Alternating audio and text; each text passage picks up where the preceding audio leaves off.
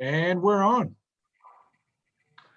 Greetings, everybody. This is Robert Marshall in Waco, Texas, checking in with you again with our host and founder of Historical Life Masonic Podcast, Brother Alex Powers out of Gardner Lodge.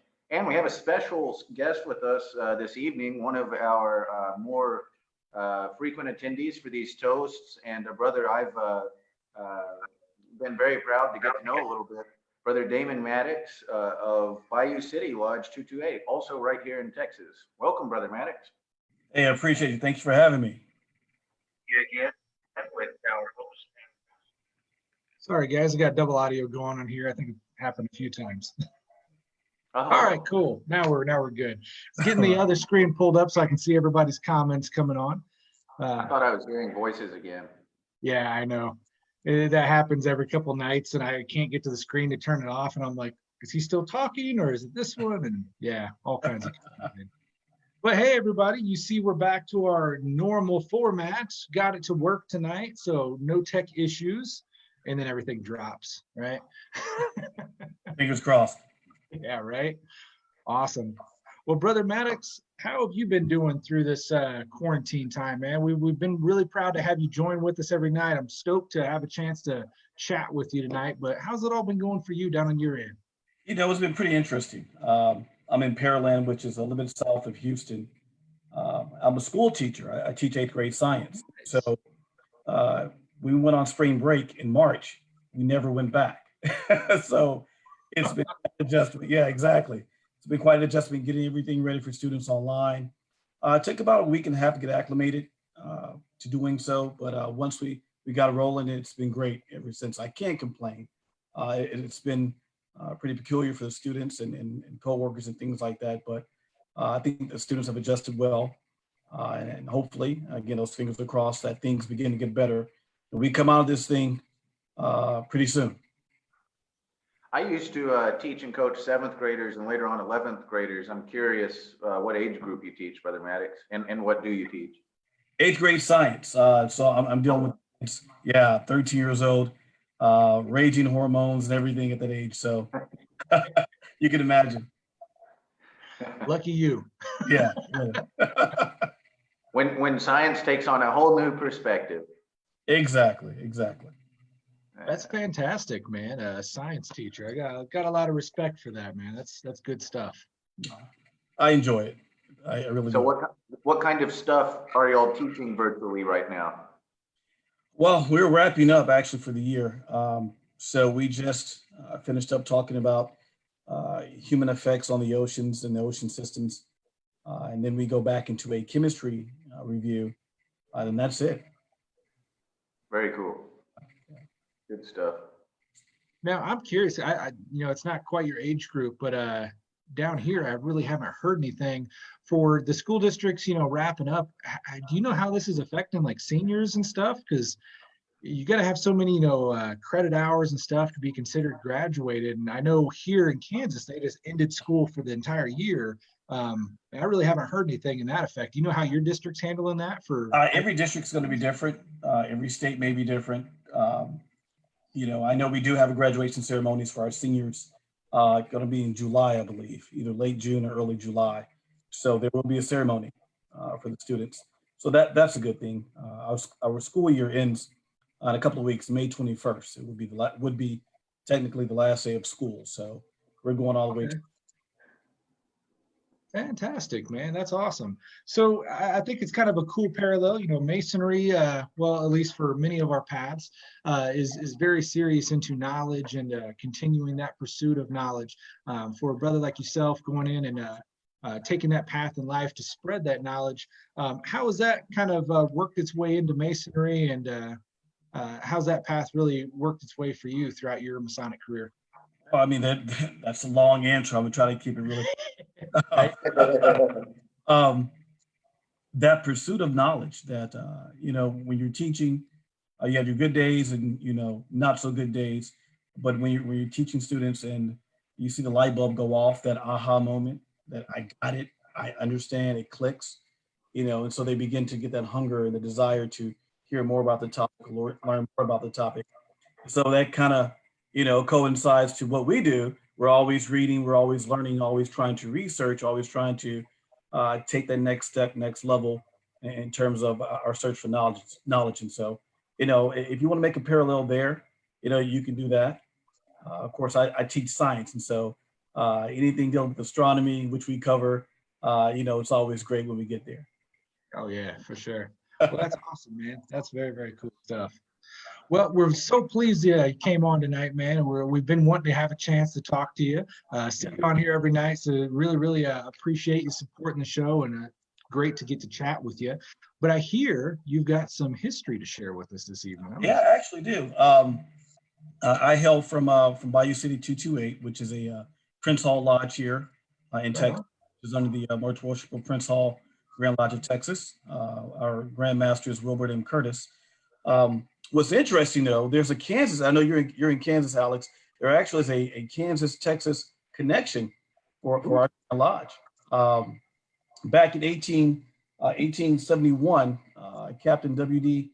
Matthews out of Kansas, who was currently at that time was the Grand Master Prince Hall of the Prince Hall Lodge there in Kansas, came to Texas and established 5 lodges here under the Kansas jurisdiction. Yeah, and so hadn't been from Kansas, we wouldn't have our Grand Lodge here. But a few years later, 1875, August 19th, specifically, 1875 in Brenham, Texas, the Most Worshipful Prince Hall Grand Lodge of Texas was established. And so thanks to those brothers who came out of Kansas, I know Captain Matthews was notorious for carrying 2 6-shooters. And so there's a portrait there at our Grand Lodge in Fort Worth of him with those 6-shooters in his portrait. So it's pretty interesting. So without him, without the brothers from Kansas, we would not have our Grand Lodge here. So we thank you, Kansas, for that. How cool is that, man? That's neat. I didn't know that. That's cool. Yeah. Very, very neat. Have you been up this way before? I have not. I've flown into Kansas City. I take that back. I've flown into Kansas City before. That's just for a layover, so I wouldn't count that. But I'm anxious and curious to get back. Yeah. Well, if you're ever up this way, man, hit me up. We definitely got to get together and explore some lodges, show you some of the history up here, brother. Fantastic. So one cool thing, Kansas, our relations with the Prince Hall Grand Lodge up here have been fantastic, especially over the years that I've been involved in Masonry up here. Our 2 Grand Lodges have just done a phenomenal job at doing events together and making sure that, we combine those 2 sides. And it's been awesome, man. We've got a few guys that have become Prince Hall members as well. And that's definitely on my list.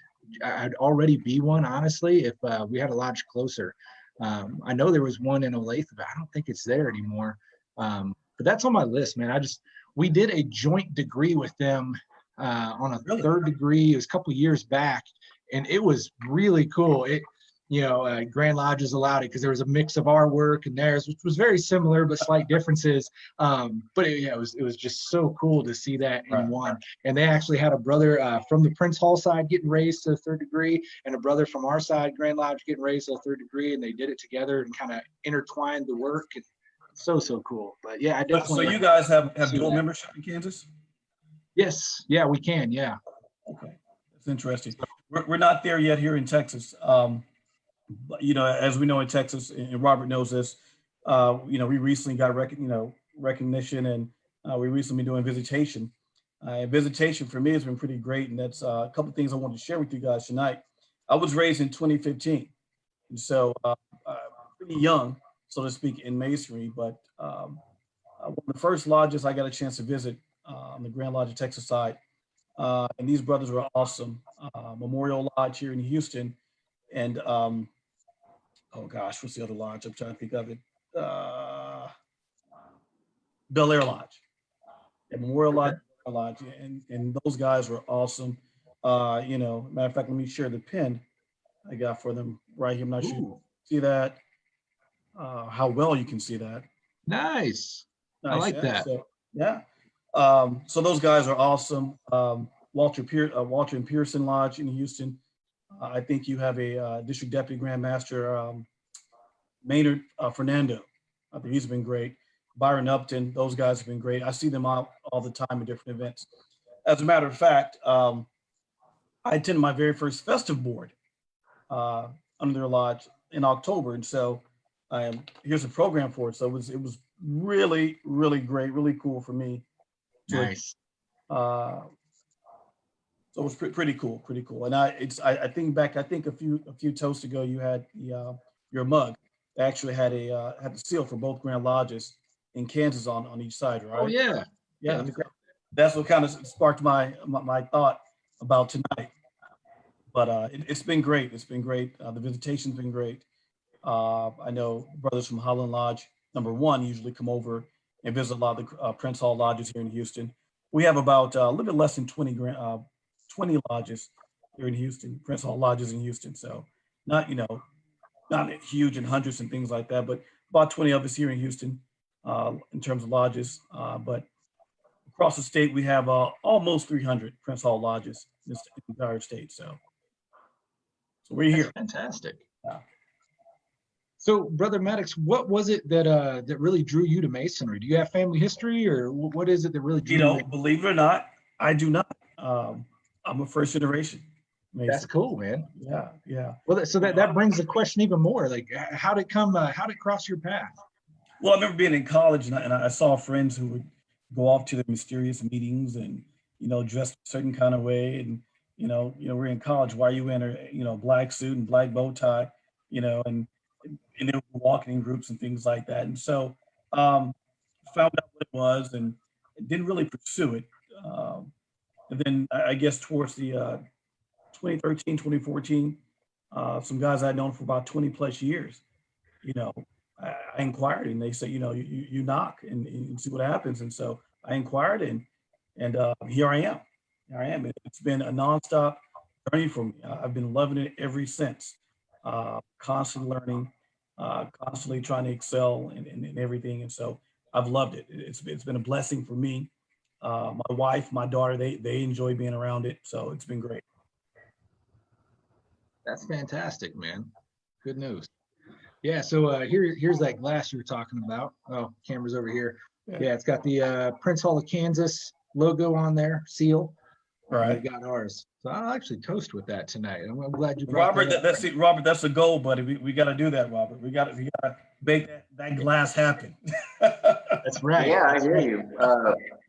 Waco Lodge was supposed to be having a festive board this coming weekend, and obviously we're not able to do that. But a bridge builders festive board would be really, really cool. That would be great. All the bridge builders listening tonight, that would be great, huh? Yeah. Right. I guess maybe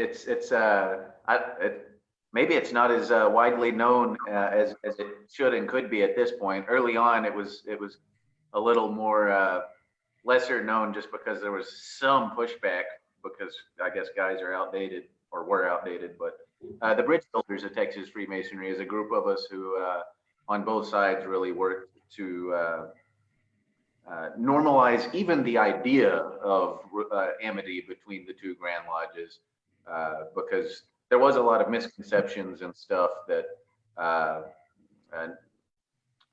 it helped to distill or dispel while achieving amity. So yeah, a Bridge Builders festive board would be really cool, and we could have firing cannons with the logo on both sides. That would be awesome. How cool would that be? I like that. I love that term too, the bridge builders. That's fantastic. We've had that chat so many times about, Prince Hall and everything. And, up here with the recognition, where we're open to it. I've heard some guys, not just here, seldomly here, but just all over, make comments like, well, why does Prince Hall still exist? Why don't they just join here? Well, yeah, but look at the history of these guys. Why would you just smash that? That displays the existence of some of the kinds of misconceptions I'm talking about. There's guys who think that Prince Hall exists as an alternative or as a counter to or something like that, which way oversimplifies what it is. Exactly. It's entirely independent and what's the right word? Legitimate organization with a well-established genealogy, so to speak. And guys who ask that question obviously have no idea of that. Yeah, precisely. And they're not mean. A lot of times they're not mean when they ask. They just don't know. Yeah, no, that's a great point. Yeah, it's not always in a negative light in any means. It's Right. just kind of that lack of foresight there of just, Right. let's do away with that and just all become one. But at the same time, we are one. We're all brothers, Why can't we just view that? We're all brothers and just like the whole religion thing. We don't need to go into details. We're all brothers. Absolutely. Well, we are at the 9 o'clock hour. Got a really special toast this evening. So some of you heard yesterday, 1 year today to the passing of my Masonic mentor, my father-in-law. He was the whole reason I came into Masonry, hugely impactful in my entire Masonic experience. So for everybody that knew Brother Angelo Mino here in Kansas and everywhere, he was actually a member. I wish I knew the name of it. I got to go look. He was a member of a lodge down in Texas for a long time. He did a lot of travel work down there and ended up joining it. But tonight, toast is going to be to my Masonic mentor, my father-in-law, my brother, Angelo Mino. Slogan he always used was "Born in Ecuador, made in America."